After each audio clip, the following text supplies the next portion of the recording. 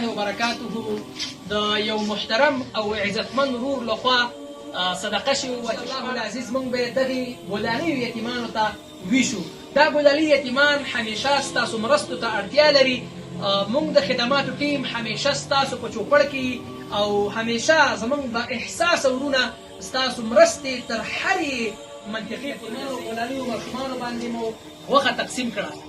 د حاجي صاحب څخه نړۍ مننه.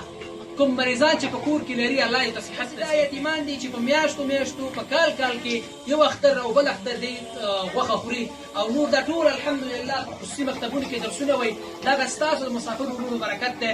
ډېره مننه. الله تعالی تاسو ټول د اجر درکړي. ستا فضلالله مرستو په هیله یو ځل بیا ګلالیو یتیمانو خواته راغلم. الحمدلله څوم ځل مرسته ده چې موږ دې کورنۍ ته دا مرسته سپارو. یو ځل بیا علي صاحب محترم د کورنۍ سره مرسته کړې ده چې دا انشاءالله موږ مور ته سپارو.